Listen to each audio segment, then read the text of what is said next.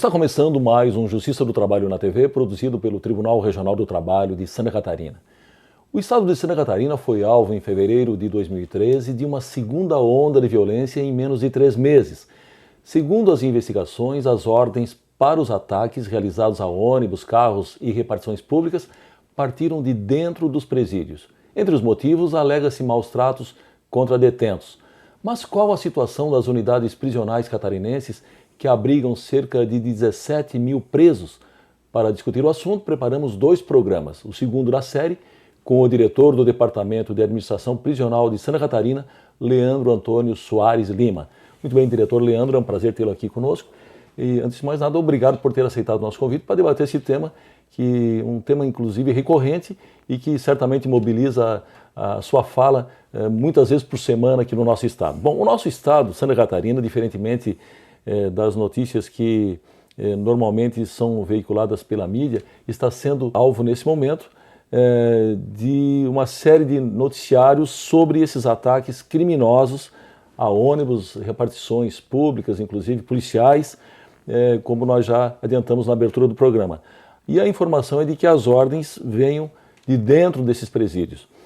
De posse dessa informação, o que já foi feito até o momento para evitar que esses ataques continuem? Bom, muito obrigado, Vanderlei, pela oportunidade.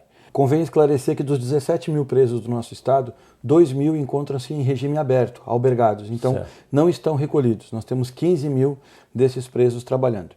A nossa dificuldade maior é que tolher totalmente a comunicação é algo ilegal e inconstitucional. Não há como proibir que um apenado tenha contato com seu defensor ou com algum familiar. Então sempre haverá a possibilidade de comunicação. Mesmo por meio, por exemplo, das medidas que nós estamos tomando, é a implementação de parlatórios blindados com uso de interfone. Sim. Mesmo assim, haverá possibilidade de comunicação, né, entre as partes. Né?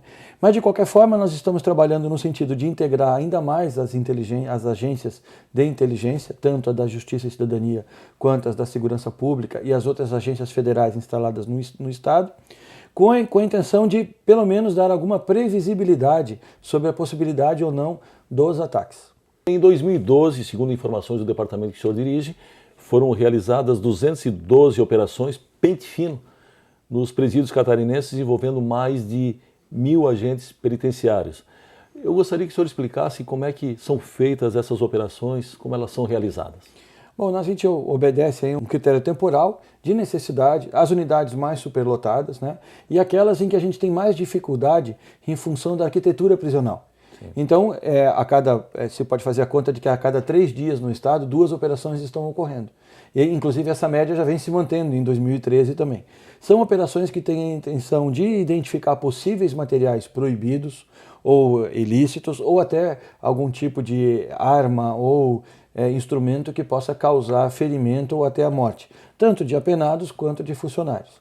Então e também de telefones celulares, né, que invariavelmente são arremessados, são introduzidos para dentro da unidade, muitas vezes dentro do corpo das pessoas que visitam, né? E então a gente tenta identificar esse material e expurgá-los da unidade com a intenção de que isso não venha a ocasionar nenhum mal maior. Então essas operações acontecem em algumas cidades em apoio com a Polícia Militar, e em outras onde nós já não contamos com a Polícia Militar na atividade de apoio, de contenção, fazemos com os nossos próprios grupos de intervenção. Uma dessas operações, realizada no Presídio Regional de Joinville, tornou-se pública. O senhor já deve estar, inclusive, cansado de falar sobre ela.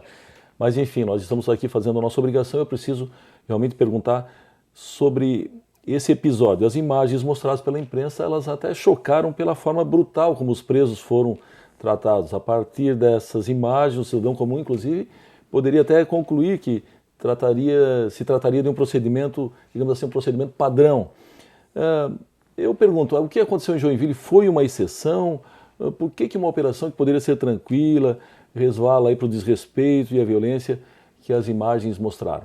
Bom, as imagens falam por si só, né? Foi uma operação que ela tem um conteúdo de ilegalidade, de desnecessário, com toda uma preparação que foi feita durante muito tempo na nossa Academia de Justiça e Cidadania, que vai em sentido absolutamente contrário ao que se viu lá em Joinville. Eu fiquei perplexo, surpreso, naquele sábado pela manhã, quando vi as imagens sendo divulgadas pela mídia no horário do almoço. Naquele mesmo dia, à tarde, nós convocamos uma reunião, atendendo inclusive uma determinação da secretária Ada De Luca. Né? À tarde, instauramos uma comissão de sindicância. No mesmo dia, expedimos as portarias de afastamento de todos os agentes que estavam envolvidos. Na segunda-feira, ultimamos detalhes e finalizamos essa lista para não cometer nenhuma injustiça. Inclusive, alguns foram afastados que não apareciam sequer nas imagens, mas estavam escalados no plantão. E então foram ouvidos e fizemos uma readequação da lista. Mas nós tivemos aí o maior afastamento de agentes penitenciários em uma só vez, feitas no estado de Santa Catarina. 18 foram afastados, estão respondendo à sindicância. Eu participei de uma reunião, inclusive, no dia de hoje, em que a conclusão da sindicância está muito próxima. Né? Processos administrativos serão instaurados. Em paralelo a isso, acontece ainda um trabalho de inquérito policial e também o Ministério Público do Estado, essa semana, declarou participar, né, ter interesse na participação e efetivamente já está participando do processo investigatório daquela ação. Nós descrevemos aquela ação como desnecessária, ilegal e completamente diferente, destoa da doutrina que nós aprendemos. Né? Eu sou aluno do curso de intervenção tática, eu fiz o curso em 2012. Nós mantemos uma Academia de Justiça e Cidadania, que é um órgão voltado, como se fosse uma universidade corporativa, voltado à preparação do agente penitenciário, em todos os tipos de atividade, desde intervenção tática, guarda de muralha, escolta, tratamento penal, execução penal, elaboração de incidente disciplinar, inclusive concursos até de pós-graduação, que amanhã, inclusive, nós teremos a formatura da nossa primeira turma de agentes penitenciários pós-graduados em gestão de serviços penitenciários no Estado. Nossa, quando uma operação como aquela de Joinville, ela sai do padrão para ser efetivada como de fato aconteceu, quem é que assume a responsabilidade? Alguém certamente ordenou que assim fosse procedido. Na verdade, ali nós imediatamente identificamos, né, o coordenador da operação, que eu prefiro não revelar o nome aqui, e também o gestor da unidade. À época, um gestor interino, né, que substituiu o gerente que se encontrava em férias. No decorrer da sindicância, a gente vai estar apurando aí as responsabilidades imediatas, porque por mais que o gerente estivesse na unidade ou até um coordenador, alguém pode isoladamente ter assumido, né, um erro e assumido o risco em função de um comportamento inadequado. Por isso que a sindicância vai separar o joio do trigo, porque tem aquelas pessoas que acabaram sendo afastadas em função de estarem na equipe, mas que não concordam ou que não contribuíram para que aquela situação terminasse daquela forma. Mas eu quero lhe dizer o seguinte, foi um fato, um divisor de águas, né? Nós inclusive estamos procedendo à mudança da matriz disciplinar do curso de intervenção tática, aumentando a carga teórica, inclusive aumentando a carga da parte legal, né, da intervenção, para que nós que transitamos nessa atividade de intervenção tática tenhamos uma visão mais clara dos limites da legalidade, para não parecer que uma pessoa munida de uma arma na mão esteja acima da lei. Muito bem, diretor Leandro, nós precisamos chamar um rápido intervalo, nós voltamos em seguida, só um instante.